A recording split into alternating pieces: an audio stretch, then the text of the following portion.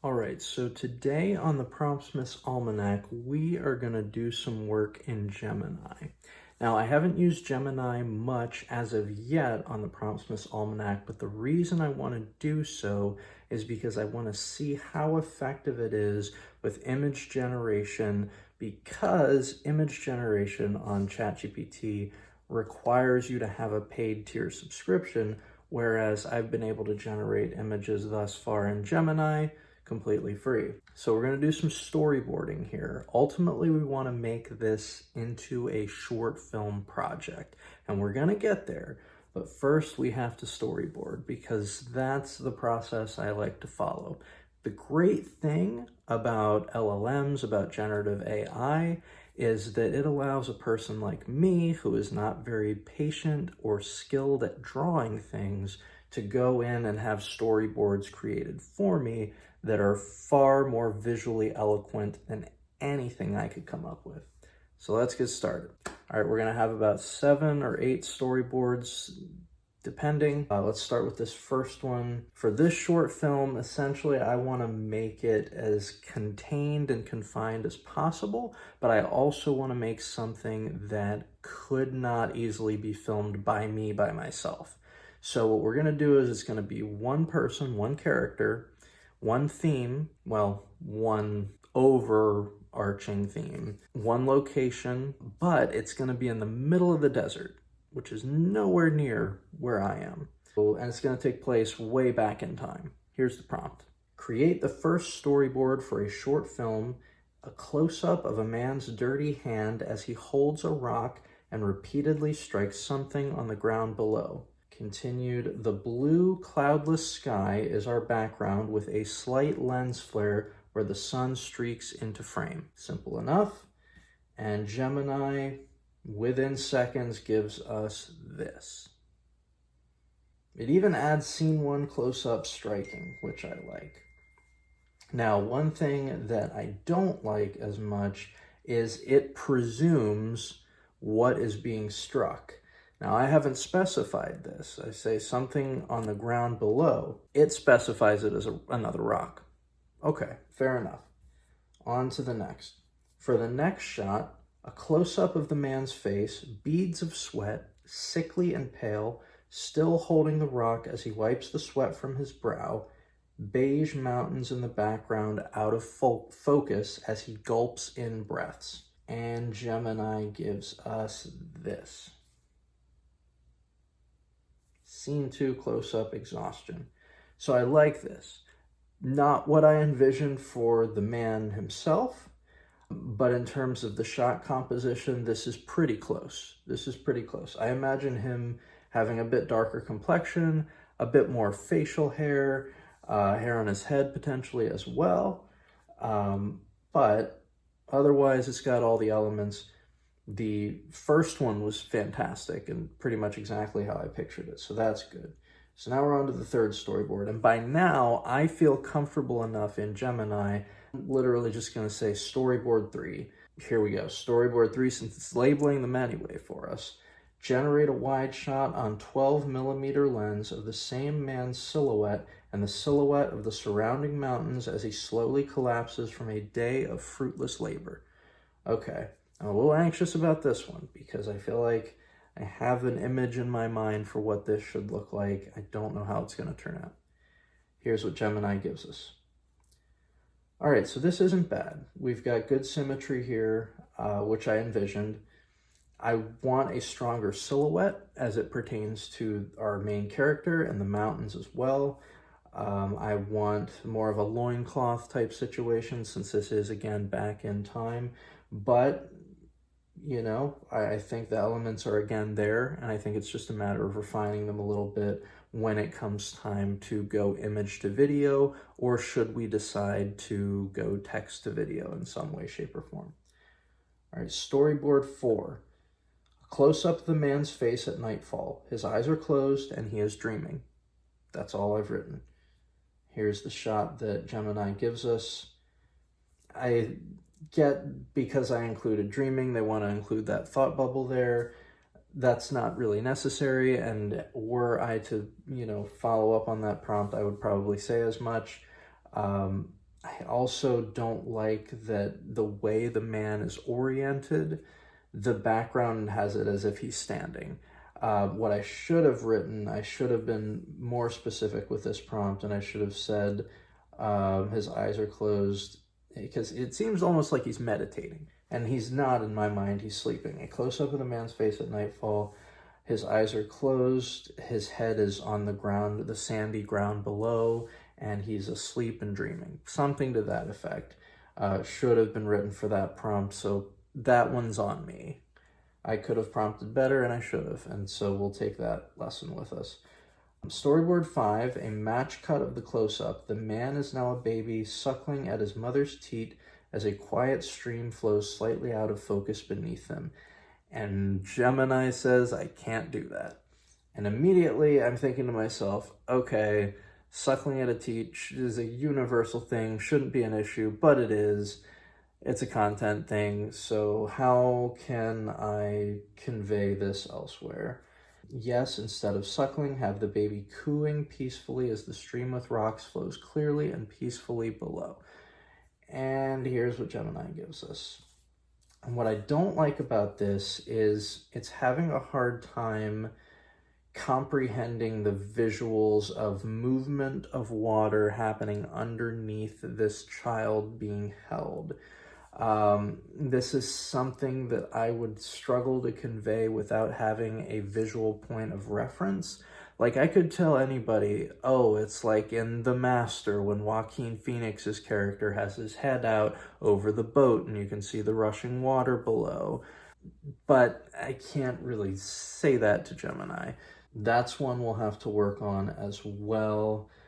If you don't get it by now, the main idea, this is a story about a guy who is desperately thirsty. I'm probably going to call it thirst. And he is daydreaming of times when thirst was never an issue. It was the furthest thing from his mind. But now he's in this desert and he has no access to anything to drink. So that's this kind of water theme. I want to call an audible here and deepen this metaphor further and make it a spiritual thirst as well as a physical thirst. So I'm going to say, instead of this, let's have the baby being held above the stream, eyes closed, as a hand enters frame, placing water on his head. A baptism. Explicitly saying it.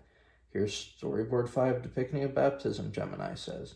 And it does. And, you know, again, I picture more of that, like, trickling water down below, beneath the head, so it's kind of omnipresent. I'll have to work on my prompting as it pertains to images in order to get that. All right, this one's pretty straightforward. Storyboard 6, the sky darkens and clouds shift quickly up above. And really quickly, Gemini gives me a good cloudy sky image that totally works, so I'm cool with that. Storyboard 7, the baby's cries become the man's as he smacks the rock from the first storyboard against his arm vein in a desperate attempt to draw blood. And I get that desperation in his facial expression. So what Gemini is doing here is it's saying, okay, you're giving me this desperation language. I can only show that visually, so it gives a panel of the visual, the, you know, gaze, object, gaze, as it were. The gaze is, what am I looking at? I'm striking myself with this rock as hard as I can, and then back to the gaze, and then back to the object as this continues. And it works, and that's how I would have approached it as well, were I communicating with a photographer or a cinematographer in the lead up to filming. All right, storyboard 8 is the last one here. The man laps the blood that flows from his forearm as thunder eerily rumbles in the sunny sky above. So I threw some audio in here as well, more so for my own peace of mind and record keeping, because whether I go into 11 Labs or whether I just pull audio from Google Veo or from Sora, wherever I get it from, I need to know that it's integral to the story here. So once again, Gemini, slapping me on the old wrist here. I'm here to bring your ideas to life, but that one may go against my guidelines. Is there another idea I can help with instead? So I say, okay, we're not going to have him licking his blood, because clearly Gemini doesn't like that. The man touches his face to his forearm in a wide shot as thunder eerily rumbles in the sunny sky above. And it's pretty much a rehash of the wide we had earlier, which isn't a terrible thing, but would I like to see a little bit of a variation? Would I like to see the arm actually touching the face in the image? Hell yeah, I would. But that's not how it's gonna go. I think Gemini, and I've had this issue as I've tried to get better at prompting images, text to image in GPT as well. I think the elements are all there, right? Like everything that I've wanted to convey is at its basic form. It's present, it's there. It's those really specific little touches that get the image that's in your mind out there, that are still better suited human being to human being, artist to artist. I still believe that. Do I think that's always going to be the case? No. I think eventually Gemini and other tools are going to become like mind readers, and they're just going to be like, okay, give me 3 visual references, throw them at me, and I'll give you this, and it'll come out a baked souffle exactly how you wanted it every time. It's just not there yet. And what we're seeing, like a whole subset of, make your prompt easier, give us a few words and we'll put it all together. There is an art to prompting, and there are more variables at play when you're trying to get an image, because images are more concrete. And when it's video, it's even more amplified, and there's more distance between it, because well, now all of a sudden you got 24 frames per second, 60 frames per second, 30 frames per second, and you gotta, all of that's gotta run together. You have cuts, you have music, you have sound, you have so much that goes into it that it makes sense why Hollywood is concerned about this stuff. But at the same time, there are a lot of really skilled people who work in that industry, and I don't see them getting replaced anytime soon. I see them using tools like this to get better at their craft. Whether you're a dolly grip or whether you're a gaffer, go to an LLM and it'll give you lighting setups for days. It's, there's so many ways. Will crews be leaner? Yeah, I think so. I think that's going to be true. Good writing's always going to be good writing. Good cinematography is always going to be good cinematography. Good acting is always going to be good acting. And the irony is the director just makes the choices at the end of the day. And that's the job, is making choices in service to the ultimate vision. So for here, the ultimate vision is desperation for this character. Everything has to be viewed through that lens.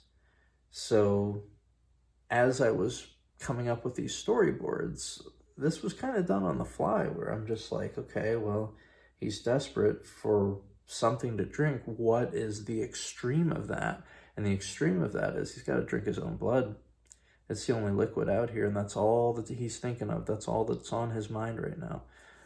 So that scene came out of a necessity for that sense of desperation to be shown visually. So pretty cool. As always, if you have an idea for another video about AI tools, how you use AI, leave a comment, reach out, and do hit that subscribe button if you like what you're seeing. Thanks so much.